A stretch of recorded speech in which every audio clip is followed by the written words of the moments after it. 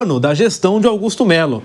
E o Vamp sempre fala que até hoje está esperando aquela auditoria. Vai passar 10 anos e ninguém vai saber nada.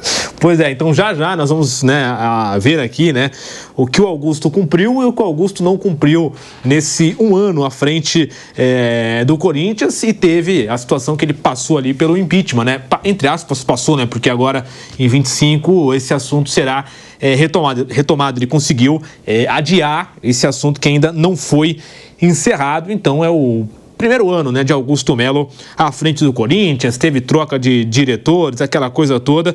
Então dá pra gente introduzir aqui o assunto pra galera que nos acompanha pelo YouTube. Um ano de Augusto Melo no comando do Corinthians, completou justamente hoje, completando hoje, quinta-feira.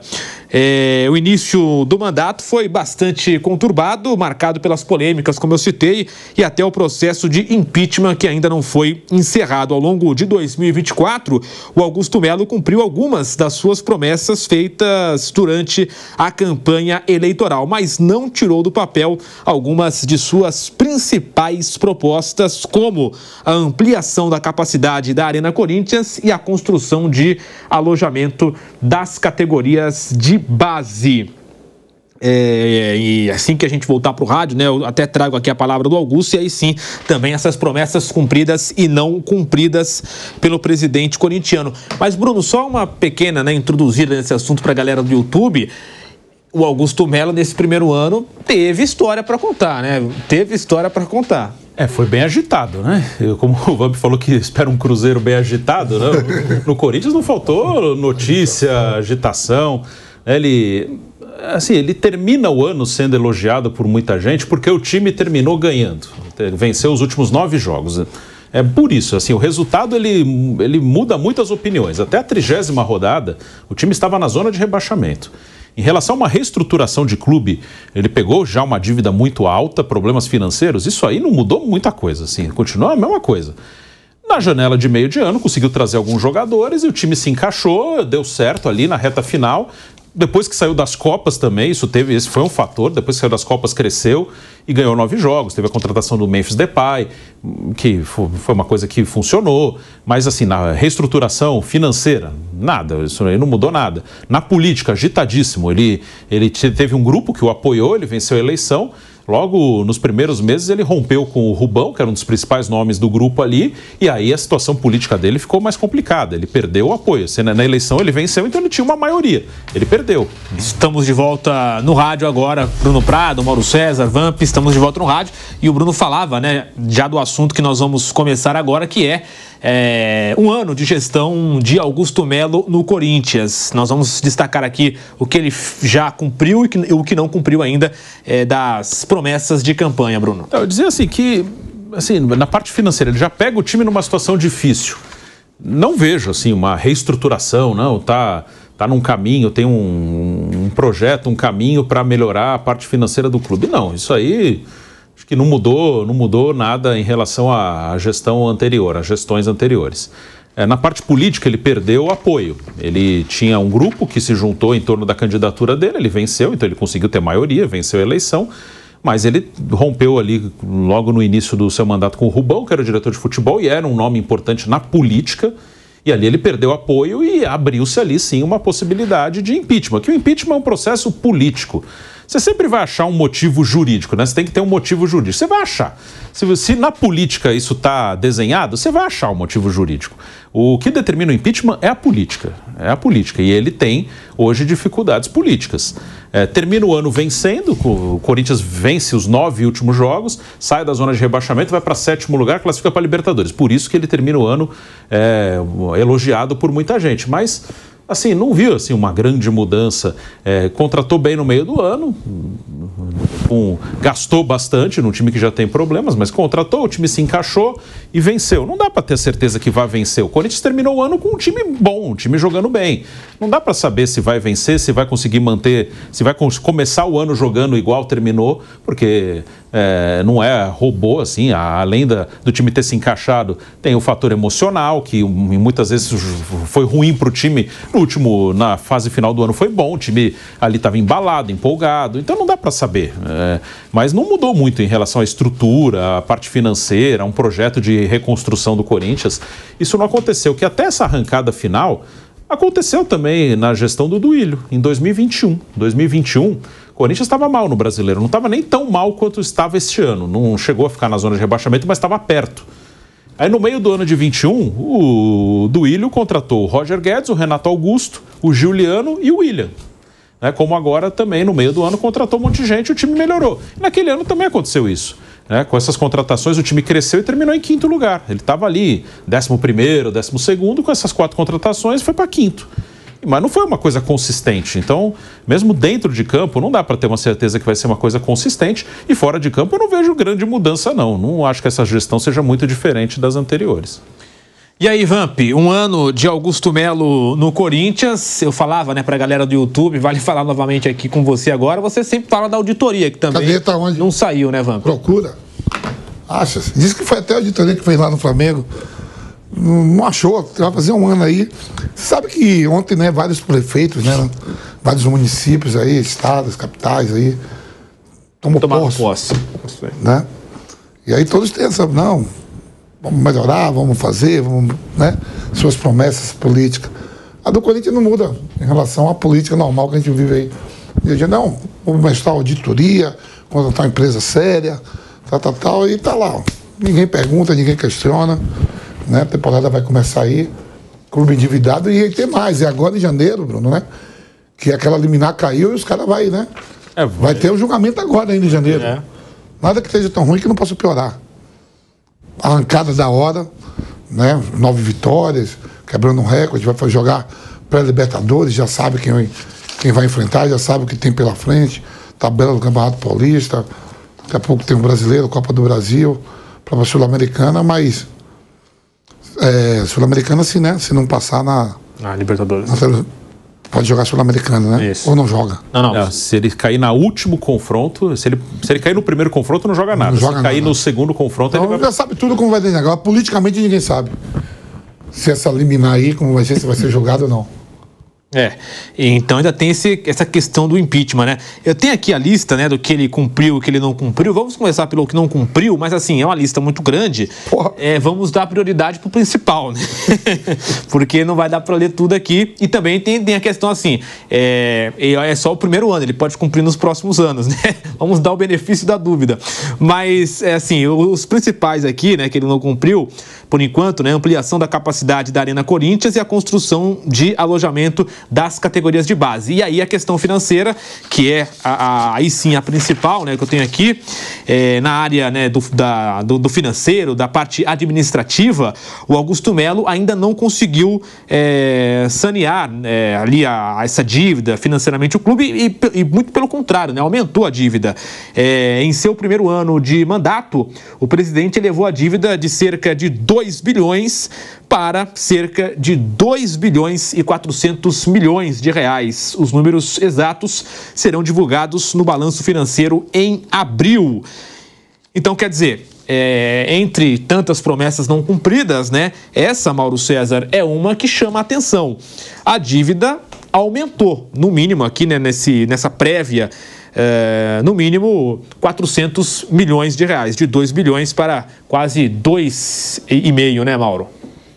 O último número é do trimestre, que foi até setembro, então o número final deve sair só em abril, quando todos os clubes publicam seus balanços, Enfim, essa é uma história que parece que não tem fim, O Corinthians continua se endividando e uma parte da torcida parece que está satisfeita, Não ganha campeonatos, conseguiu uma vaga na Libertadores. Essa é uma situação que eu acho, assim, das mais absurdas do futebol brasileiro, porque um time não honra seus compromissos, não honra parte deles, atrasa pagamento, toma transfer ban, mas contrata assim mesmo, e aí consegue uma vaga numa competição, competindo com outras equipes que eventualmente estão competindo com as suas possibilidades, pagando as contas e tal. Mas enfim, como aqui o mercado desregulamentado, vai ser sempre assim. E agora vamos ver como é que vai ser o começo do ano, né? A sequência do trabalho, o elenco do Corinthians ficou mais forte e também na parte financeira você vai conseguir manter em dia, né? A remuneração dos jogadores, pagando os jogadores, como é que isso vai acontecer, né? Porque algumas receitas vão sendo drenadas. Por exemplo, o Corinthians teria dinheiro a receber da Brax pelas placas de publicidade lá em volta do estádio. E esse dinheiro, parte dele, o todo, não sei exatamente aí qual o valor, né, das placas em relação àquilo que tem que ser pago ao Flamengo, vai ser direto enviado para o Flamengo para pagar o Mateuzinho. Então, algumas receitas que o clube teria, elas já estão comprometidas. E tem que pagar os jogadores que contratou, vários deles, né, pagando multa rescisória. Então, as contas são elevadas. São elevadas. Sim, é uma loucura isso tudo. Eu entrando, saindo, isso. Algumas pessoas perguntam, mas não acontece nada. Bem, não vai acontecer o quê? Ser punido, ser rebaixado? Não vai acontecer. No Brasil não tem isso. O que pode acontecer é o clube chegar numa asfixia financeira e ter que entrar em recuperação judicial, entrar numa situação crítica. Ainda não chegou nesse ponto porque o clube tem um faturamento alto, um clube muito grande, então ele consegue resistir. Mas até quando? Sinceramente, não sei, mas está ficando bem complicado, me parece. O mandato do Augusto vai até 26, né, Mauro? E o que chama atenção também nesse aspecto, Vamp, Mauro, né, são ali as, digamos assim, contratações, né, que o Corinthians sempre coloca na mídia, né? Então, tivemos ali recentemente, né, a história do Pogba, que agora já não se fala tanto, né? Pelo menos eu não tenho acompanhado tanto assim aquele barulho que teve no final do ano passado, mas sempre tem isso, né, Bruno? Essa digamos, promessa de que vai continuar contratando, vai continuar gastando, vai continuar investindo, né? Como eu citei aqui, né, o Pogba. E um detalhe, a gente falou agora há pouco do Cruzeiro, né? Muito diferente a situação, porque lá o Lourenço, né, o Pedro Lourenço, ele gasta do dinheiro dele, né? Agora, no caso dos presidentes, né, do Corinthians nos últimos anos, eles gastam o dinheiro do clube, né? E aí levaram para essa situação toda. Realmente é uma situação que chama atenção, né, Bruno? Sim, sempre tem colocado um nome aí na mídia que chama atenção, que gera repercussão, muitas vezes positiva, né? Os torcedores gostam aí de ter grandes nomes, né? Eu vi alguns vídeos de torcedores do Cruzeiro, né? Que o Cruzeiro fez aquela contagem regressiva ali no fim do ano, né? Na virada de 31 de dezembro para 1º de janeiro para anunciar o Gabigol. Eu vi alguns vídeos aí na internet de torcedores do Cruzeiro emocionadíssimos ali. Sim. Quando teve o anúncio, né? Quando teve a virada. Então, grandes nomes sempre chamam atenção, causam uma discussão ali positiva, se agrada o seu torcedor, e o resultado sempre determina. O Corinthians, nesse momento, ele não sofre tantas críticas porque ele terminou o ano bem. Eu fiz no ano passado uma comparação com o Bahia. O Corinthians e o Bahia vão disputar a mesma coisa, a pré-Libertadores. O Corinthians até terminou na frente, um 7º, outro em 8º. Mas se fosse o contrário, ia ser a mesma coisa. Se fosse o Bahia 7º, o Corinthians em 8º. Não mudaria isso que eu vou dizer. O Corinthians ficou o campeonato inteiro brigando para não cair. Até a 30ª rodada ele estava na zona de rebaixamento. Aí ele ganha os últimos 9 jogos, dá uma arrancada, vai para 7º. Como termina o ano, super elogiado. O Bahia ficou o campeonato inteiro entre os 10 primeiros. Não correu nenhum risco de cair. Em 2023 ele brigou até a última rodada para não cair. Em 24 não correu risco, fez um campeonato bem consistente. É que teve um momento que ele chegou até a ser vice-líder, né? No início do campeonato ele estava bem. Aí teve uma quedinha, que era normal, não era time para brigar para ser campeão ou vice. Era um time para brigar por vaga na Libertadores. Ele ficou o campeonato inteiro brigando por vaga na Libertadores e conseguiu. O Bahia não joga uma Libertadores desde 1989. Ele ficou em 8º. Foi um bom campeonato do Bahia. Só que como ele teve um momento que ele estava melhor e teve uma quedinha, como termina o ano? Criticado, o treinador xingado, tudo sendo contestado. E sendo que os dois ficaram juntos praticamente. Só que um não correu risco nenhum, o outro correu risco o campeonato inteiro, só que no final. Então fica muito assim o resultado imediato. Assim, como o Corinthians terminou bem, parece que está tudo maravilhoso. Aí o Bahia ele teve uma queda, não é que ele terminou mal, ele teve uma queda. Aí parece que foi tudo ruim no Bahia. É muito louco, assim, é muito imediato. Por isso que eu cito também, como a gente falou agora há pouco de Flamengo e Botafogo, vão jogar a Supercopa do Brasil. Eu digo aqui, isso não tem que ter um peso maior do que tem, mas eu sei que vai ter. Eu sei que vai ter. Que quem perder, se perde o Flamengo. Esse português que chegou aí, não sei não. Esse cara chegou falando um monte de coisa, achando que vai mandar em tudo. Aí se perde o Botafogo. Esse técnico que chegou agora aí, não dá, né? O outro era bom, trouxe esse cara, estão inventando. Eu até falo que não devia ter, mas eu sei que vai ter. É assim que as coisas funcionam. É resultado, mas não é nem resultado do ano, assim, é resultado da semana passada, que acaba interferindo em tudo. E o Corinthians já tem, né, no início agora do ano, a Libertadores da América, né? Como nós citamos aqui, o Corinthians vai jogar a pré, né, Libertadores, a fase ali, né, inicial. Eu tô até para conferir aqui o primeiro jogo no dia 19 de fevereiro, né, contra a Universidade Central lá da Venezuela. Então, o primeiro jogo no dia 19, joga fora de casa e decide aqui na Arena Corinthians no dia 26 de fevereiro. Então, são os dois jogos nessa primeira fase, né, da Libertadores da América. E uma informação que também saiu nas últimas horas é que o Corinthians se acertou com o Shakhtar e terá o Maicon emprestado por mais um ano. O meio-campista está recuperado de lesão e fará pré-temporada com o elenco. O Corinthians ainda não anunciou contratações para 2025, mas já garantiu um reforço, digamos assim, caseiro, né? Trata-se dele, o Maicon, que ficará no clube por empréstimo por mais uma temporada.